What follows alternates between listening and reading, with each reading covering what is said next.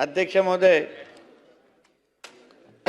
कोकण विभागाशी संबंधित अल्पकालीन चर्चेमध्ये सहभागी झालेल्या विधानसभा सदस्यांची ज्यांनी त्याच्या चर्चेमध्ये भाग घेतला ते त्याच्यामध्ये सन्मान्य संजय केळकरजी आहेत, सन्मान्य सुनील प्रभूजी आहेत, सन्मान्य दीपक केसरकर साहेब, सन्मान्य भास्कर जाधव साहेब, सन्मान्य शेखर निकमजी, सन्मान्य सौ मनीषा चौधरी मॅडम, सन्मान्य हरुण खान जी, सन्मान्य राजन नाईक जी, सन्मान्य सिद्धार्थ खराज जी, सन्मान्य सौ सुलभा गायकवाड मॅडम, सन्मान्य अशोक पाटील जी, सन्मान्य आनंद बाळा नर, या सर्व सदस्यांनी अध्यक्ष महोदय कोकणाच्या ह्या अल्पकालीन चर्चेमध्ये मत्स्य व्यवसाय व बंदर खात्यासंदर्भात अध्यक्ष महोदय कोकणाच्या एकंदरीत विकासाच्या दृष्टिकोनातून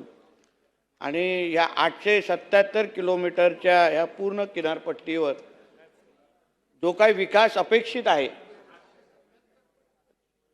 वाढले, 877 झाले, आता 720 चे 877 झाले, अधिकृत आहे, तुम्हाला मी नोट पाठवतो काय.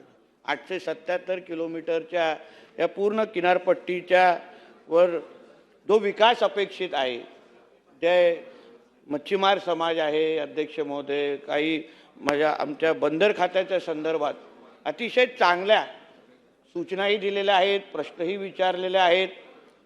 भास्कर जाधव साहेबांसारखे आणि दीपक केसरकर साहेबांसारखे आणि आपणही स्वतः काही अनुभवाचे सल्लेही ह्या निमित्ताने आमच्या इकडे दिलेले आहेत. अध्यक्ष महोदय, ह्या पूर्ण 877 किलोमीटरच्या ज्या कोकण भूमीच्या विकासाच्या दृष्टिकोनातून जे वर्षानुवर्ष जे काही प्रश्न प्रलंबित होते, ज्याच्या या किनारपट्टीचं पूर्ण अर्थकारण ज्या मच्छीमार समाजाच्या वर अवलंबून आहे, मग त्याच्यामध्ये आंबा, काजू आणि अन्य विषय पण आहेत, पण मच्छीमार समाजाच्या दृष्टिकोनातून त्या समाजाची उन्नती झाली पाहिजे, त्या समाजाचा विकास झाला पाहिजे, त्यांचं दरडोई उत्पन्न वाढलं पाहिजे. त्या दृष्टिकोनातून आमचं महायुतीचं सरकार याच्या पहिल्याच वर्षामध्ये अध्यक्ष महोदय काही धोरणात्मक आणि महत्त्वाचे निर्णय आम्ही घ्यायला सुरुवात केलेली आहे. अध्यक्ष महोदय, सरकारच्या पहिल्या 100 दिवसामध्ये मच्छीमारीला कृषीचा दर्जा देणं, त्याचबरोबर आपल्या महाराष्ट्राचं स्वतंत्र असं जहाज बांधणी, जहाज दुरुस्तीचं स्वतंत्र धोरण निर्माण करण्याचं मध्ये महाराष्ट्र सरकार हे पहिलं राज्य राहिलेलं आहे. आणि ह्यासारख्या निर्णय घेतल्यामुळे अध्यक्ष महोदय या सगळ्या क्षेत्राचा एकंदरीत विकास करणं आणि त्यांना मच्छीमारीला कृषीचा दर्जा दिल्यामुळे जो विकास पारंपरिक मच्छीमारांच्या अपेक्षित होतं, त्या विकासाच्या दृष्टिकोनातून महत्त्वाचे निर्णय आणि त्यांना आधार देणं फार गरजेचं आहे. अध्यक्ष महोदय, आमच्याकडे येणारे विविध वादळ येण्याच्या नंतर नेमकं मच्छीमारांना मदत कशी करायची हे राज्य सरकारच्या समोर फार महत्त्वाचे प्रश्न असायचे. मग काही असंख्य वेळी स्पेशल केस करायला लागायची, मग त्यांना ते केल्यानंतर पण कधी कधी जाधव साहेब आपल्या इकडे मदत तुटपुंज आपल्याला मिळायची. पण आता आपण शेतीचा दर्जा दिल्यानंतर आता जसं आपण शेतकऱ्यांना त्या चौकटीमध्ये मदत देतो तशा पद्धतीने आपण अध्यक्ष महोदय मच्छीमारांना पण मदत देण्यासाठी आपल्याला आता त्या निर्णयाचा आधार आपण घेऊ शकतो. आणि त्याच्यामुळे असंख्य महत्त्वाचे फायदे, उदाहरण जाधव साहेब, जसं आपण केंद्र सरकारने KCC क्रेडिट जे कार्ड त्यांना देतात शेतकऱ्यांना, तसंच आता आपण मच्छीमारांना द्यायला त्या सुरू केलेलं आहे. त्याच्या अंतर्गत आपण GR पण काढलेला आहे. आणि तो निर्णय घेतल्यानंतर 1208 मच्छीमारांना आपण त्यांच्या हक्काचे KCC क्रेडिट कार्ड काढून दिलेलं, क्रेडिट कार्ड काढून दिलेलं असल्यामुळे त्यांना खऱ्या अर्थाने त्यांना आर्थिक बळ हे राज्य शासनाच्या माध्यमातून मिळण्याची सुरुवात झाली. त्याचबरोबर काही बँकेच्या मध्ये जो त्यांना उदाहरण जिल्हा बँकेतून ज्या काही त्यांना सवलती शेतकऱ्यांना मिळायच्या, त्याच पद्धतीने आता मदत आपण मच्छीमारांना पण कृषीचा दर्जा दिल्यानंतर अध्यक्ष महोदय द्यायला आपण सुरुवात केलेला आहे. ह्याचा मूळ हेतूच एवढा आहे की आमच्या कोकणामध्ये पर्सनेट आणि पारंपरिक अध्यक्ष महोदय आणि मिनी पर्सनेट अशी जी काही मासेमारी होते त्याच्यामध्ये जो पारंपरिक आमचा मच्छीमार आहे त्यांना आम्ही आर्थिक सक्षम कसा करू शकतो, त्यांना आम्ही खऱ्या अर्थाने आधार कसा देऊ शकतो, त्याच्यावर आमचं राज्य सरकार प्रामुख्याने काम करत आहे.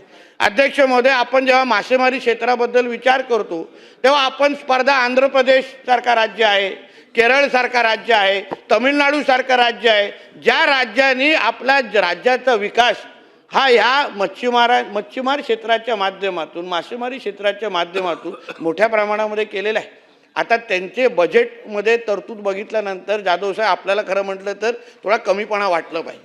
ते हजारो कोटीची तरतूद करतात आणि आपण जेव्हा मी या खात्याचा मंत्री झालो अध्यक्ष महोदय की जवळपास 414 कोटीचे फक्त बजेट आमच्या खात्याचे होतं. स्वतःची आपली राज्याची योजना पण, हक्काची योजना पण नव्हती. आपण जे लाभ द्यायचो ते पंतप्रधान मत्स्य योजनेच्या माध्यमातून प्रामुख्याने लाभ आमच्या मच्छीमारांना आपण देऊ शकलो.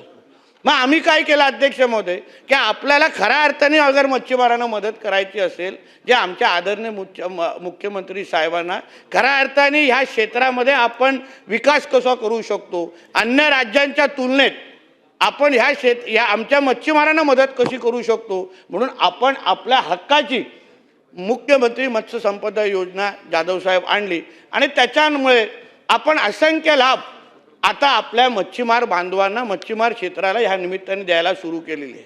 आता ही योजना आणल्यानंतर 1240 कोटी एवढी आपण आपल्या बजेटची तरतूद यावेळी आमच्या या अर्थसंकल्पामध्ये आदरणीय मुख्यमंत्री साहेबांनी आमच्या खात्यासाठी केली आणि त्यामुळे महत्त्वाच्या जिल्हास्तरीय आणि 6 राज्यपातळीच्या योजना आम्ही तयार करून आमच्या मच्छीमार बांधवांना खऱ्या अर्थाने आर्थिक सक्षम बनवण्याच्या दृष्टिकोनातून, मग त्याच्यामध्ये आईस फॅक्टरीपासून मग मच्छीमार महिलांना हाताला ग्लव्स ज्याच्यामुळे ते मासे साफ करत असताना जे नखानी करतात त्याच्यामुळे त्यांना जे हाताला जे ग्लव्ज लागतात त्यासाठी पण आम्ही त्या पैसे त्या योजनेच्या अंतर्गत त्याच्यामध्ये तरतूद केलेली आहे.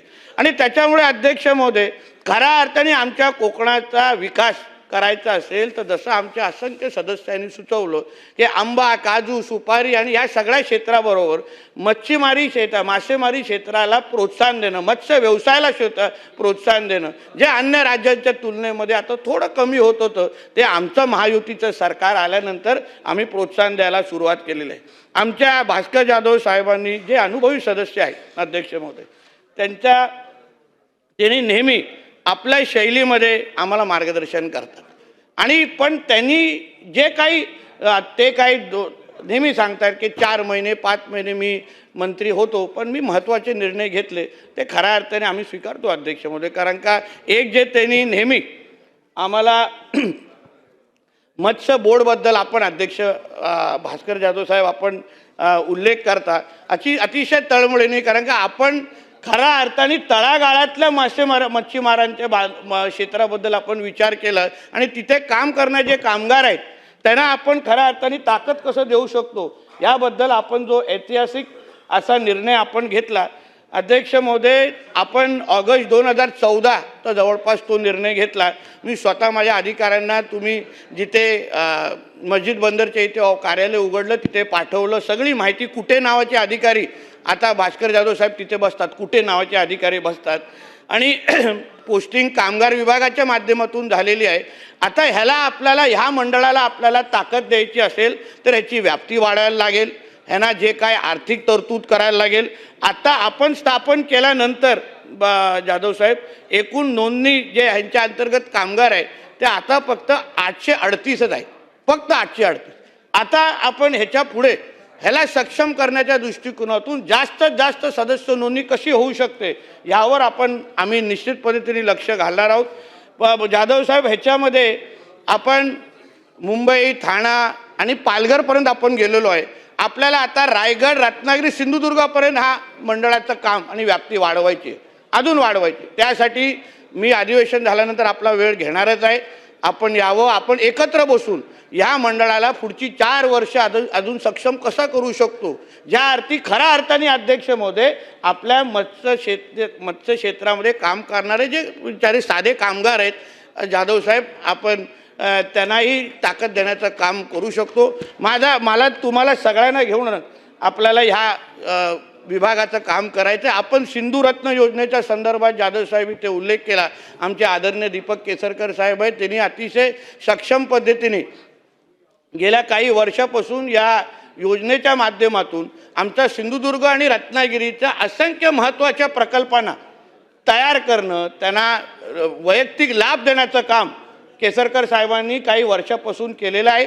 आता ह्या अर्थसंकल्पामध्ये जाधव साहेब आमच्या मुख्यमंत्री साहेबांनी अजून पुढे 3 वर्षासाठी सिंधुरत्न योजनेची घोषणा केलेली आहे. म्हणून आपण सगळेजण एकत्र मिळून ह्या सिंधुरत्नेचा फायदा आपण सिंधुदुर्ग आणि रत्नागिरी केसरकर साहेब जे आपण अतिशय म्हणजे अध्यक्ष साहेब एवढे काही चांगले प्रकल्प आहे. उदाहरण माझ्याच मतदारसंघाच्या वैभववाडी तालुक्यामध्ये महाराष्ट्र राज्याचा पहिला ग्लासचा पूल हा आम्ही सिंधुरत्न योजनेच्या माध्यमातून तयार केला.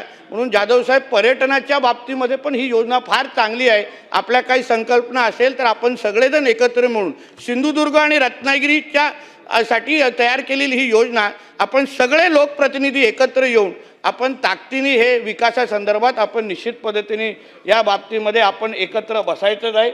अध्यक्ष महोदय, त्याचबरोबर आमचे सुनील प्रभूजी साहेब आहेत, त्यांनी मासेमारी करणारे बंदर जे आहेत त्या संदर्भात थोडी चिंता व्यक्त केली. त्यांनी विचारलं की बाबा ह्यांना आपण पैसे देत नाही, ह्या बाबतीमध्ये थोडं म्हणजे निधी देत नाही, ह्या बाबतीमध्ये त्यांनी चिंता व्यक्त केली.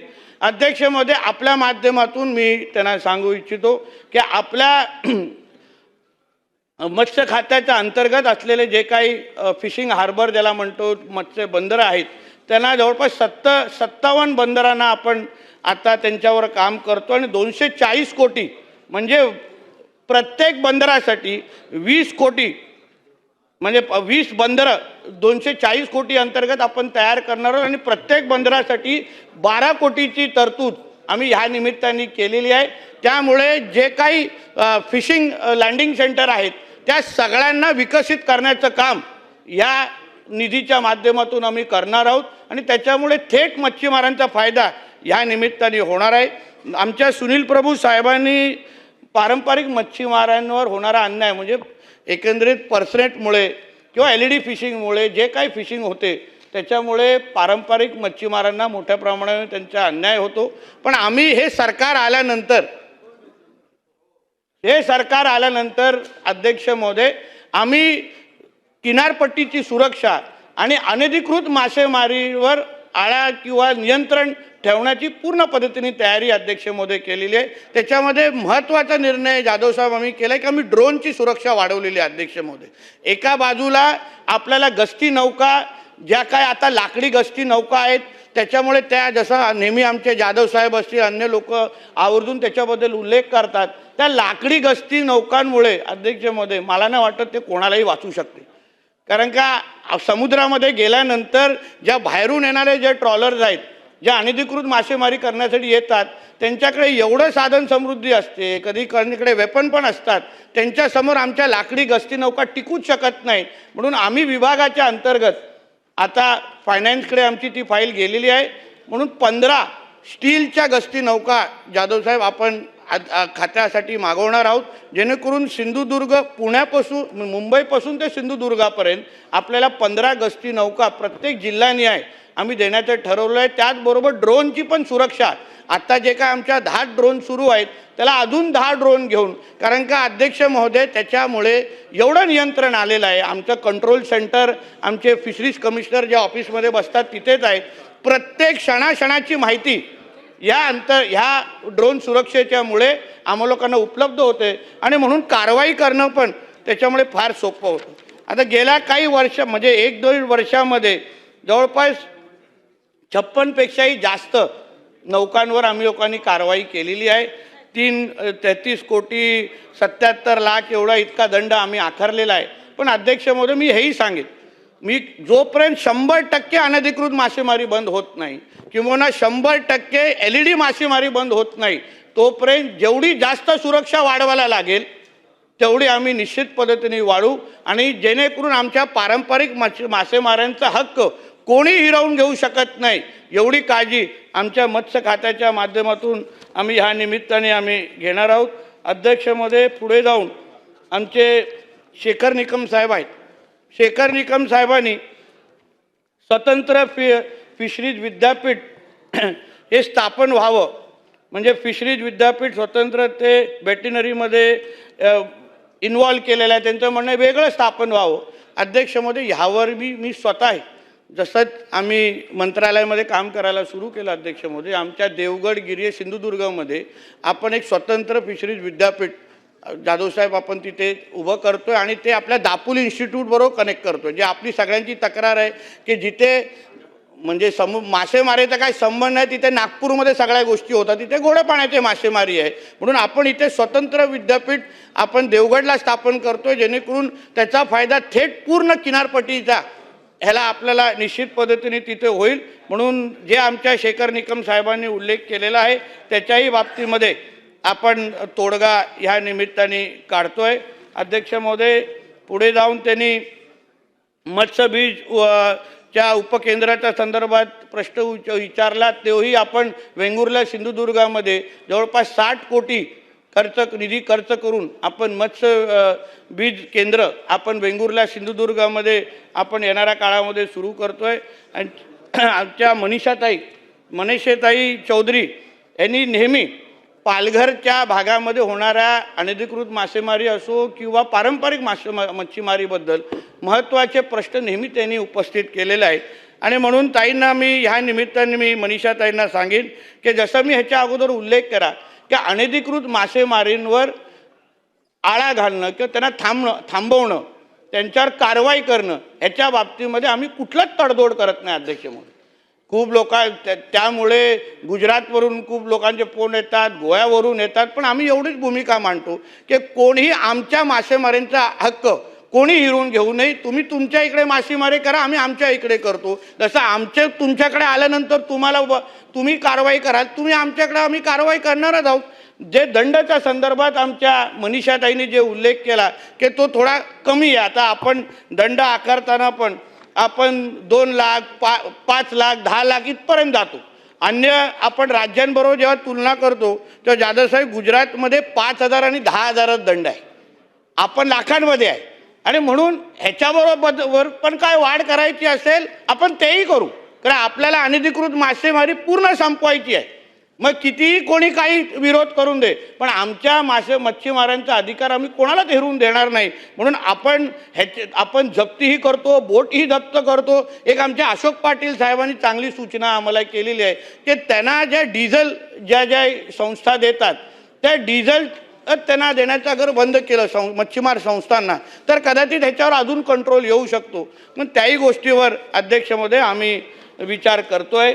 अध्यक्षमध्ये त्याचबरोबर मत्स्य संशोधन केंद्र पालघरला यावं असं मनीषाताईंचा इच्छा आहे, तर त्यावर निश्चित पद्धतीने सकारात्मक पद्धतीने आपण लक्ष घालू.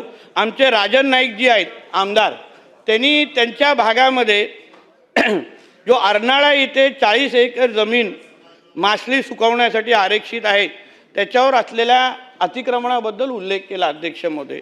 त्यांचं म्हणणं आहे झोपड्यात इथे काही बांगलादेशी माणसे मिळालेले आहेत असं सगळं उल्लेख केलेला आहे अध्यक्षमध्ये. तसं तो आमचा आवडता विषय आहे आणि म्हणून आमचे उदय सामंत साहेब आहेत, त्यांनी आणि आम्ही एकत्र मिळून त्यांच्या मतदारसंघामध्ये असलेल्या मिरकरवाड्यासंदर्भात आम्ही जी काही भूमिका घेतली अध्यक्षमध्ये, 350 अनधिकृत जे काही झोपड्या होत्या, विविध धर्मस्थळं पण त्याच्यामध्ये होती, त्या सगळ्या लोकांना आज अतिक्रमण हटून आपण मिरकरवाड्याचा विकास पहिल्या टप्प्यामध्ये 22 कोटीचा आपण खर्च करतोय. दुसराही टप्पा आपण तिथे खर्च करून एक आधुनिक असा आपण मिरकरवाड्याच्या भागामध्ये आमच्या उदय सामंतजींच्या मार्गदर्शनाखाली आपण तिथे चांगला विकास त्या मच्छीमार बांधवांचा करतो, ज्याच्यामुळे निश्चित पद्धतीने फरक होईल.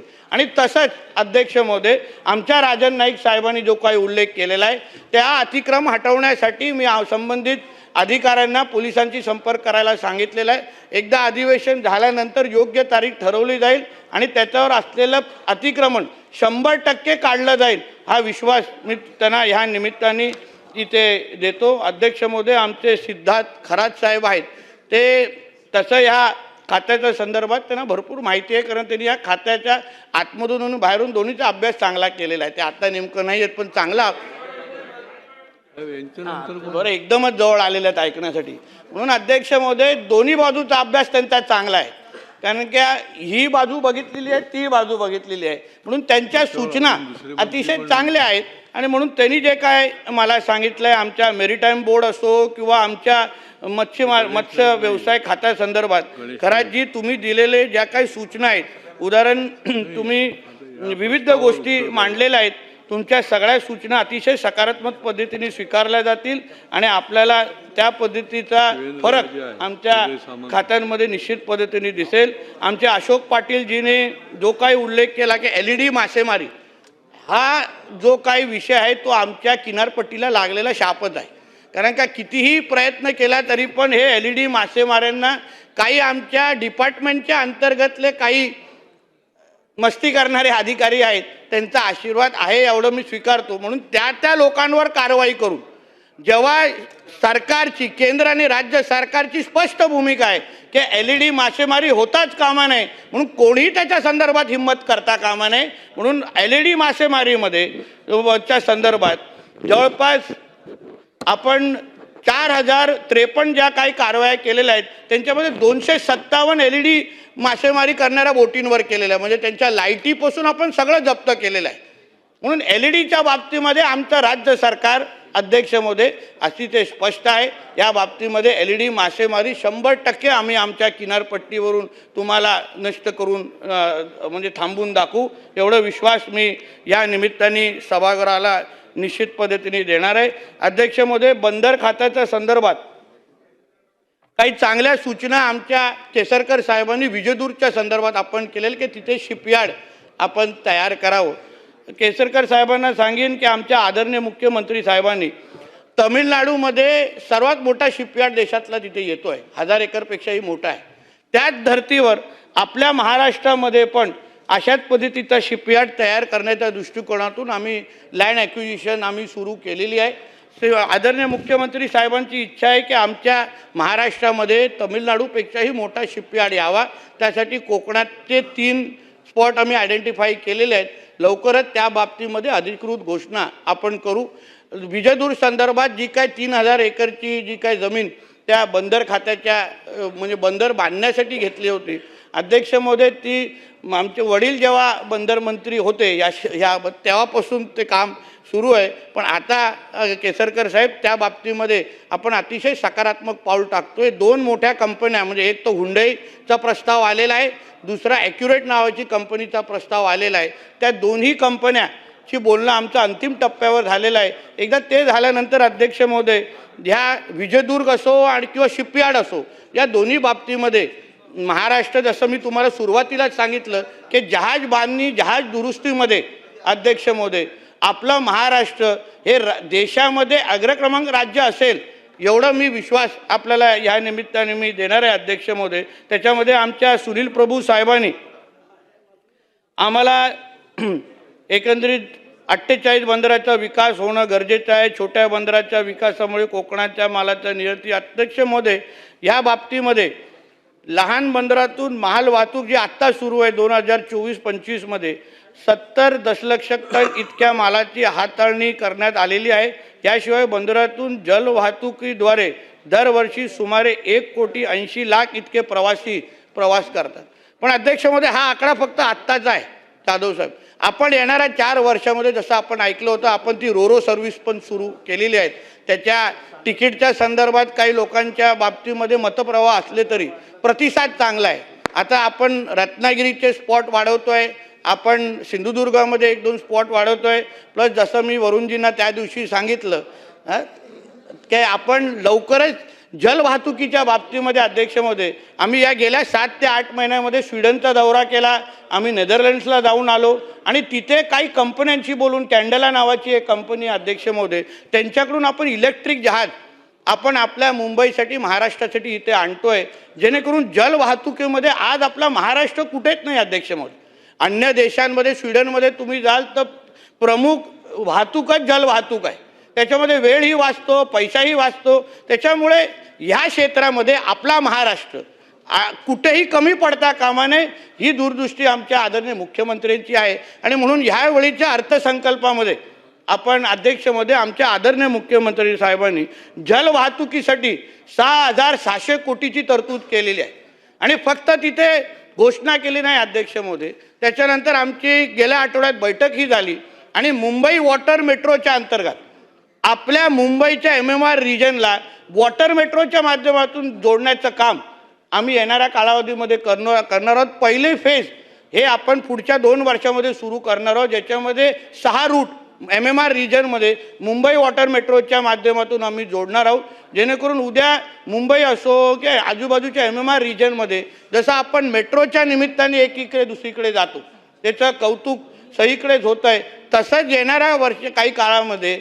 आमच्या वरुणजींना आदित्यजींना घेऊन नरिमन पॉईंटला लवकर पोचायचं असेल, कुठल्या प्रश्नाचं उत्तर देण्यासाठी न पोहता आपल्याला आदित्यजी पेंग्विनना डिस्टर्ब नाही करायचं आहे. तुम्हाला मला सुखरूप नरिमन पॉईंटला आणायचं आहे, म्हणून तुमच्या आपण एकत्र म्हणून आम्ही बँड्रा, मला फक्त झू करून पिकअप करा कारण मी झूला राहतो, झू करून आपण बँड्रावरून थेट नरिमन पॉईंट नक्की भेटतं. ते तुम्हाला देतो कॉफी सकट, कोल्ड कॉफी सकट. मला आठवण तुम्हाला कोल्ड कॉफी आवडते आणि म्हणून आपण सगळे सकारात्मक आहे अध्यक्ष महोदय, कारण की शेवटी ह्याच्याचमुळे आमच्या मुंबईचा विकास निश्चित पद्धतीने अजून अग्रेसर होईल आणि म्हणून ह्या सगळ्या प्रकल्पाच्यामुळे अध्यक्ष महोदय येणाऱ्या काळावधीमध्ये आमच्या मुंबई मेट्रोच्यामुळे 7 कोटीपेक्षा जास्त पॅसेंजरची संख्या ही फक्त या जलवाहतुकीमुळे वाढणारे अध्यक्ष महोदय. त्याच्यामुळे लोकांची पण खूप गैरसोय दूर होईल आणि त्याच्यामुळे अन्यही गोष्टींचा फायदा या शहरांच्या आजूबाजूच्या ठिकाणी निश्चित पद्धतीने होईल अध्यक्ष महोदय.